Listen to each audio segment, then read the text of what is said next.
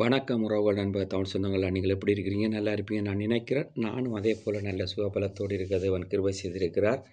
என்னென்று கேட்டால் காலையிலேயே இன்றைக்கு ஜனவரி மாதம் 7ஆம் தேதி காலையிலேயே எழும்பி பார்த்தால் அப்படியே நேற்றையை விட இன்றைய நாள் அநேகம் கொட்டி கொண்டிருக்கிறது. இன்றைக்கு நிச்சயமாக என்ன சூழ்நிலை இருந்தாலும் வன்னி மலத்துள்ள யூடியூப்பில் உங்களுக்கு கொட்டுகிற இடங்கள் முக்கியமான சில இடங்களை நான் உங்களுக்கு இன்றைக்கு வன்னி மலத்துள்ள யூடியூப்பில் பதிவு வைப்பேன். அதே போல் எனக்கு இந்த மாதம் விசேஷித்த ஒரு மாதம் என்னென்னு கேட்டால் அப்பா அம்மாவனுடைய இறப்பு.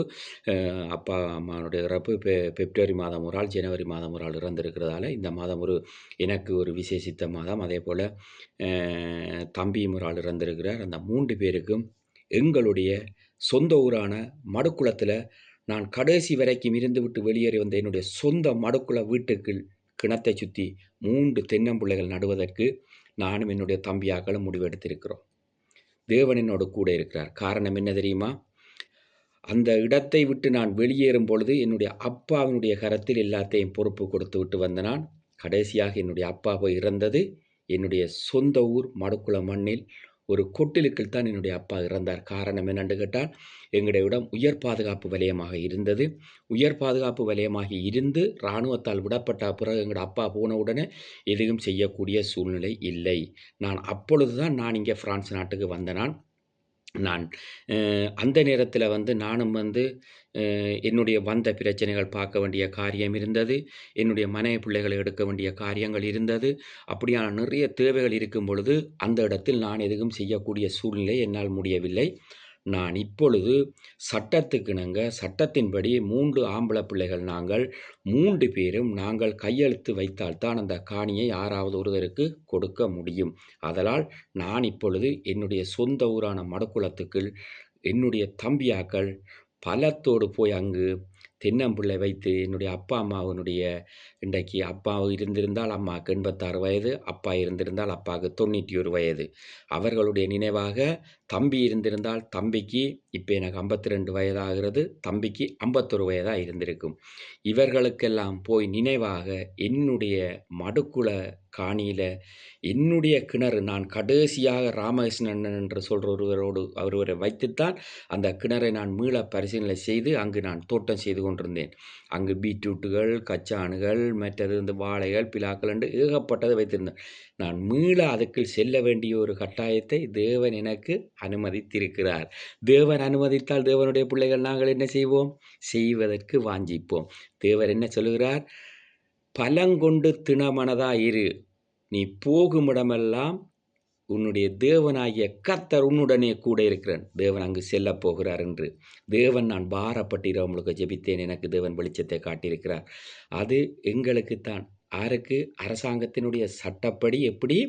இலங்கை அரசாங்கத்தினுடைய சட்டப்படி எப்படி என்று கேட்டால் எங்களுக்குத்தான், ஆம்பளை பிள்ளைகள் எங்களுக்குத்தான். அது உருத்தண்டு சொல்லி சட்டம் சொல்லுகிறது. எந்த சட்டம் சொல்லுகிறது?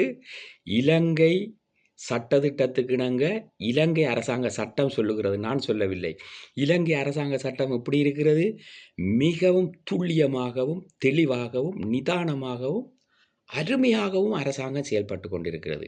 எங்களுடைய மக்கள் அனைவரும் பூரித்து சந்தோஷம் அடைந்து கொண்டிருக்கிறார்கள். இப்படி ஒரு அரசாங்கத்தை நாங்கள் ஒரு ஒரு 30 வருடங்களுக்கு முன்னுக்கு இப்படி ஒரு அரசாங்கம் வந்திருந்தால் எங்களுடைய மண்ணின் மைந்தர்கள் எல்லாம் எப்படி இருந்திருப்பார்கள்?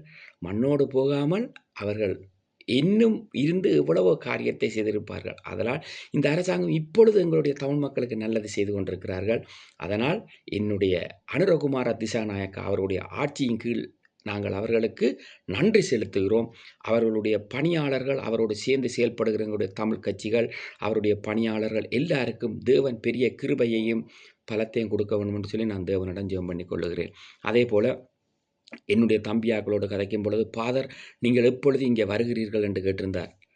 தேவன் சொல்லுகிறார் என்ன? நீடிய பொறுமை உள்ளவராக தேவரீர் இருக்கிறார். கடலிலும் பெரியது பொறுமை. மிக பொறுமையாக நான் இருந்து கொண்டிருக்கிறேன்.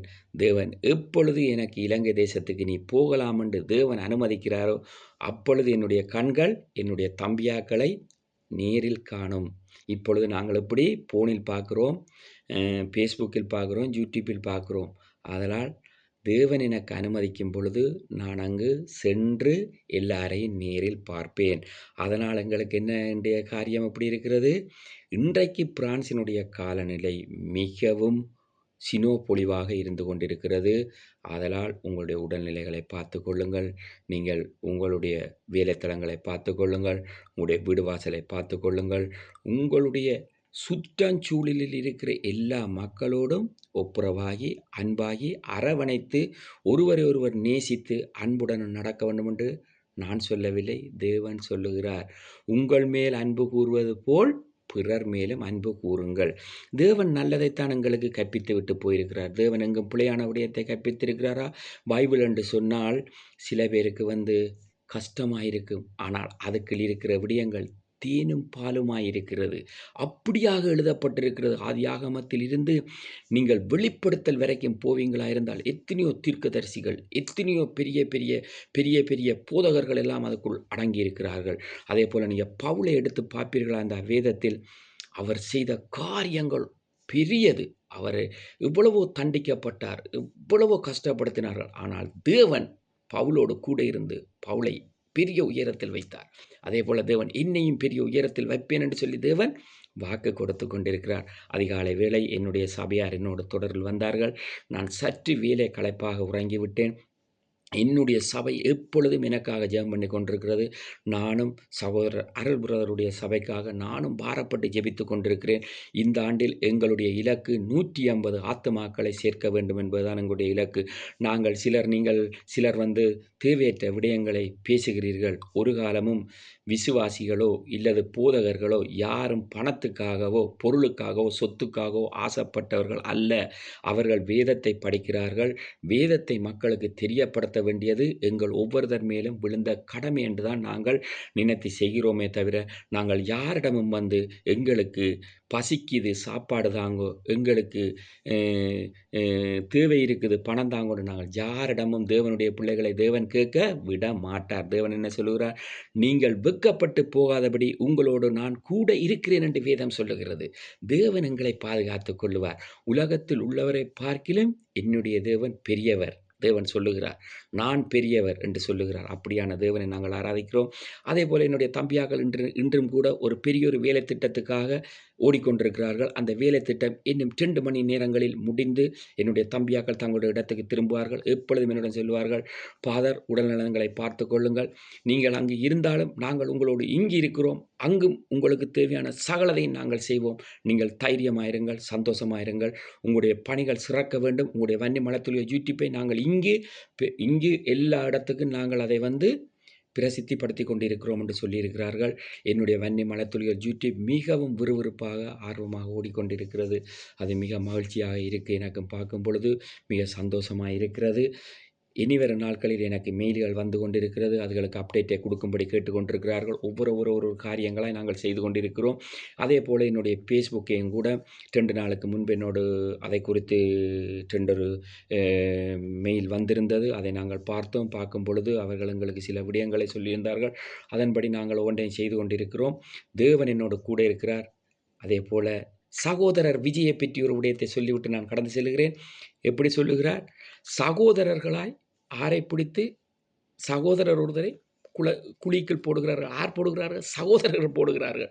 அதிலிருந்து எழும்பி அவர் தேசத்துக்கே ராஜானார். விஜய் சாதாரணமான மனிதர் கிடையாது. விஜய் ஒரு நல்ல மனிதர். நான் கொட்டிவாக்கத்தில் இருக்கும் பொழுது அவர் திருவான்மையூரில் இருந்தார். இருக்கும் பொழுது நாங்கள் அவரை நேரில் சென்று சந்திக்க வேண்டும் என்று கேட்கவில்லை. ஒரு ஷூட்டிங் நடக்கும் பொழுது நாங்கள் அதை பார்த்தோம். பார்த்ததில் ஒருவர் இப்பொழுது இலங்கையில் இருக்கிறார். பொய் பேச வேண்டிய அவசியமில்லை. நிச்சயமாக விஜய்க்கு இந்தியாவில் ஆட்சியில் ஒரு பங்கு கிடைக்க வேண்டும் என்று என்னுடைய விருப்பம். அதை தேவன் செய்வார். நிச்சயமாக விஜய் நல்லொரு இடத்தில் 2026 இருக்கிற எலெக்ஷன்லேயே விஜய் நல்லொரு இடத்துக்கு வருவார் என்றது எனக்கு நல்ல நம்பிக்கை இருக்கிறது. அவருக்கு நல்லொரு இடம் கிடைக்க வேண்டும். அவர் ஏழை எளிய ஜனங்களுக்கு நல்லது செய்ய வேண்டும். மக்கள் அவரை நேசித்திருக்கிறார்கள். நிச்சயமாக விஜய்க்கு பெரிய ஒரு வெற்றி கிடைக்கும். தேவன் நல்ல இடத்தில் நல்ல ஆட்சியாளர்களை தேவன் 2026 அமர்த்த இருக்கிறார். அதனால் தேவனுக்கு கோடான கோடி சூத்திரம் செலுத்தி உங்களிடம் விடைபெற்றுக் கொள்கிறேன். உங்கள் நண்பு அண்ட் நன்றி வணக்கம் நண்பர்களோடு தமிழ் சொந்தங்கள் அனைவரும்.